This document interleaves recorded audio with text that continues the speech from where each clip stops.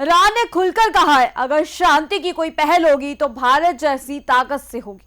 BRICS के मंच पर दरार के संकेत, एक सदस्य देश पर ईरान का बड़ा आरोप और भारत बना संतुलन का केंद्र। क्या भारत अब सिर्फ दर्शक नहीं बल्कि पश्चिम एशिया की राजनीति का निर्णायक खिलाड़ी बनने जा रहा है? आज बात उस बड़े बयान की जिसने दिल्ली से लेकर तेहरान और वॉशिंगटन तक हलचल बढ़ा दी है। तो चलिए इस वीडियो में हम आपको बताते हैं विस्तार से, लेकिन उससे पहले स्वागत है आपका RNI न्यूज पर। मैं हूं आपके साथ तमन्ना चौधरी।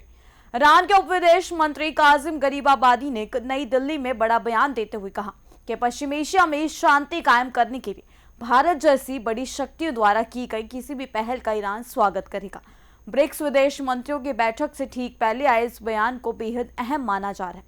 ईरान ने एक तरफ भारत की निष्पक्ष भूमिका की तारीफ की तो दूसरी तरफ ब्रिक्स के भीतर मतभेदों की ओर भी इशारा किया है। गरीबाबादी ने दावा किया है कि ब्रिक्स का एक सदस्य देश ईरान की निंदा पर जोर दे रहा था, जिसकी वजह से समूह पश्चिम एशिया संकट पर एकजुट रूप नहीं अपना सका। उनका इशारा साफ तौर पर संयुक्त अरब अमीरात की तरफ माना जा रहा है। इतना ही नहीं, ईरान ने होर्मुज जलडमरू मध्य को लेकर भी बड़ा संकेत दिया है। तेहरान का कहना है कि अगर अमेरिका युद्ध समाप्त करे, बंदरगाहों की नाकेबंदी हटाए और ईरान की जब्त संपत्तियां लौटाए तो वह होर्मुज जलडमरू मध्य खोलने पर विचार कर सकता है।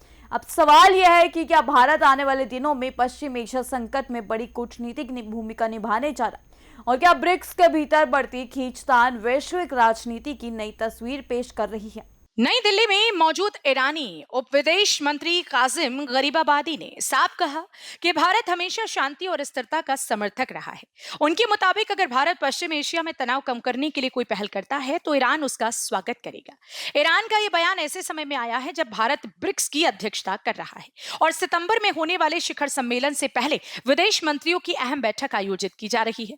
ईरान ने पहली बार सार्वजनिक तौर पर संकेत दिया है कि ब्रिक्स के भीतर पश्चिम एशिया संकट को लेकर मतभेद मौजूद है। गरीबाबादी ने कहा कि एक सदस्य देश लगातार ईरान की निंदा की मांग कर रहा था, जिसकी वजह से साझा रुख नहीं बन पाया। हालांकि उन्होंने किसी देश का नाम नहीं लिया, लेकिन उनका इशारा संयुक्त अरब अमीरात की तरफ माना जा रहा है। ईरान ने यह भी कहा कि उसने कभी अरब देशों की निंदा की मांग नहीं की, भले ही अमेरिका ने उनके सैन्य अड्डों का इस्तेमाल किया हो। होर्मुज जलडमरू मध्य दुनिया के सबसे अहम समुद्री व्यापारिक मार्गों में से एक और इस वक्त वैश्विक तनाव का सबसे बड़ा केंद्र।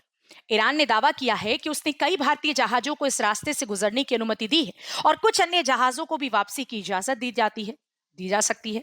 लेकिन साथ ही तेहरान ने साफ किया है कि मौजूदा हालात में अगर जलडमरू मध्य पूरी तरह से खोल दिया जाता है तो उसका इस्तेमाल ईरान के खिलाफ सैन्य उद्देश्यों के लिए किया जा सकता है।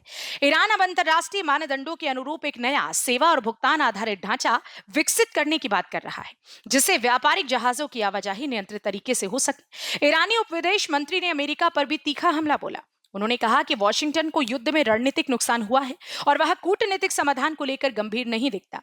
ईरान ने यह भी कहा कि अगर अमेरिका युद्ध खत्म करे, बंदरगाहों की नाकाबंदी हटाए और ईरान की जब्त संपत्तियां लौटाए, तभी होर्मुज जलडमरू मध्य खोलने पर फैसला लिया जा सकता है। वहीं पाकिस्तान की संभावित मध्यस्थ भूमिका पर ईरान ने सकारात्मक रुख दिखाया। गरीबाबादी ने कहा कि पाकिस्तान केवल एक मध्यस्थ है और तेहरान हर उस कूटनीतिक प्रयास का स्वागत करेगा जो तनाव कम करने में मदद करे। ईरान ने भारत की रणनीति परियोजना चाबहार बंदरगाह को लेकर भी अपनी प्रतिबद्धता दोहराई है। हालांकि अमेरिकी प्रतिबंधों का जिक्र करते हुए तेहरान ने कहा कि आगे किस तरह बढ़ना है, यह फैसला भारत को करना होगा। चाबहार पोर्ट भारत के लिए सिर्फ एक व्यापारिक परियोजना नहीं बल्कि मध्य एशिया तक पहुंच का रणनीति दरवाजा माना जाता है। ऐसे में ईरान का यह बयान भारत के लिए अहम संकेत माना जा रहा है। तो क्या पश्चिम एशिया के सबसे बड़े संकट के बीच भारत अब भरोसे का सबसे बड़ा चेहरा बनकर उभर रहा है? क्या ब्रिक्स के भीतर की दरारें आने वाले समय में और गहरी होंगी, या भारत अपने संतुलित कूटनीतिक रूप से सबको एक मंच पर ला पाएगा? फिलहाल दुनिया की नजर दिल्ली पर, क्योंकि यहां से निकला है एक संदेश पश्चिम एशिया की राजनीति की दिशा बदल सकता है। तब तक के लिए जुड़े रहिए हमारे साथ RNI न्यूज पर।